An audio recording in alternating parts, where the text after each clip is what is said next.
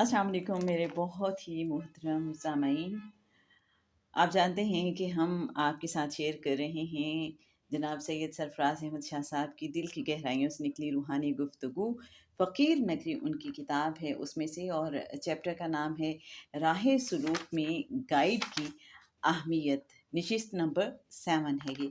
और अब तक हमने आपसे इसके 3 पार्ट्स शेयर किए हैं, जिसमें बिल्कुल स्टार्ट में शाह साहब ने बताया था कि उनके घर की बुनियादों में जिन्नात रहते हैं, जिसकी वजह से वो ख्वाब में भी जब देख लेते थे कोई मुसीबत आने वाली होती थी, तो उन्हें एक ख़ास किस्म का ख्वाब दिखाई देता है।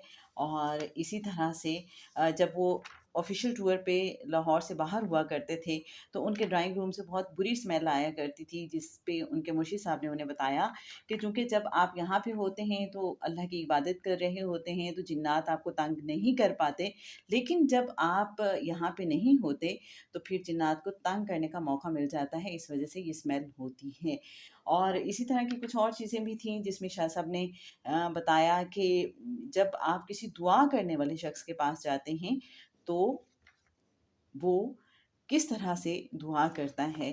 और फिर हमने आपके साथ दुआ के मुख्तलिफ़ मदारिज, मुख्तलिफ़ कैटेगरीज़, मुख्तलिफ़ लेवल्स शेयर किए थे। और इसके बाद हमने अपनी पिछली गुफ्तगू को क्लोज़ किया था, जिसमें शाह साहब ने फरमाया था कि जब कोई इंसान अल्लाह की राह पे चलना चाहता है, तसव्वुफ़ की राह पे चलना चाहता है, रूहानियत हासिल करने का ख़्वाहिशमंद होता है, तो वो अपने आप को एक ख़ास रंग में ढालता है। और ख़ास रंग की इब्तिदा कुछ यूँ होती है कि वो ख़ल्क़े खुदा के लिए मेहरबान हो जाता है।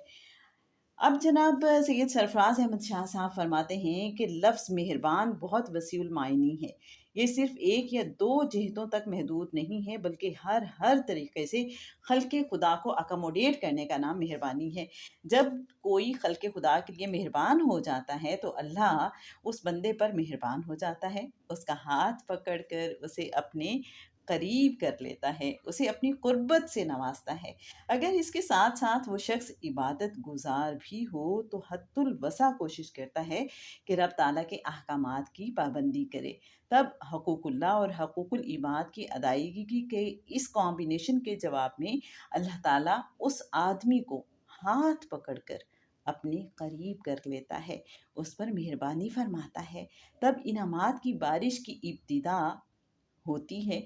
उसकी मिसाल बिल्कुल ऐसे है कि कोई शख़्स ट्रेन में बैठकर इस्लामाबाद जा रहा है, तो लाहौर से रवाना होते ही उसको रेलवे लाइन के दोनों अतराफ में आबादी और कारखाने दिखाई देने लगते हैं।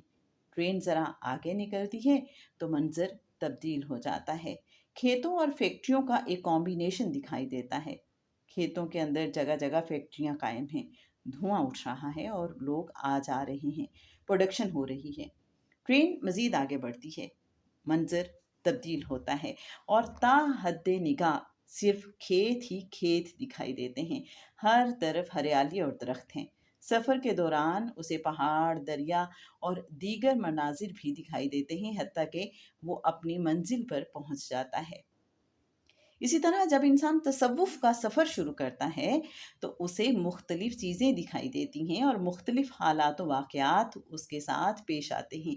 इब्तिदा में उसे कुछ गैर मरई चीज़ें मसलन जिन्नात वग़ैरह दिखाई देने लगते हैं, फिर उनसे गुफ्तगू होने लगती है। अगली स्टेज पर इंसान को अजायबात आलम नज़र आने लगते हैं, और इससे भी अगले मरहले में उसे दूसरे जहानों की कुछ जानदार चीज़ें दिखाई देने लगती हैं, जो हमारे यहाँ पाई जाने वाली मखलूक से ज़रा मुख्तलिफ शक्ल की हैं।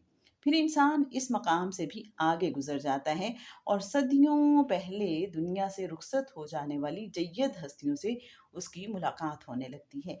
इससे अगले मकाम पर मुख्तलिफ पैगम्बरों से मुलाकातें शुरू हो जाती हैं, मुख्तलिफ खुशबुओं से वास्ता पड़ता है।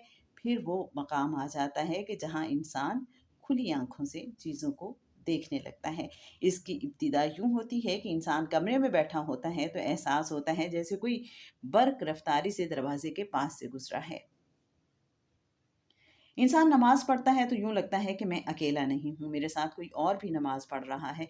इंसान अगर ऊँची आवाज़ में कुरान पाक पढ़ रहा हो तो उसकी आवाज़ के साथ और आवाज़ें भी सुनाई देती हैं। वो चलता है तो उसे महसूस होता है कि कुछ और लोग भी उसके साथ चल रहे हैं। ये तमाम मुख्तलिफ़ वारदातें हैं जो पहली सूरत है उसे मुशाहिदा कहते हैं। और जनाब, आज के लिए बस इतना ही। कल इंशाअल्लाह नए मौज़ू के साथ आपसे फिर मुलाकात होगी। अस्सलामु अलैकुम व रहमतुल्लाहि व बरकातुहू।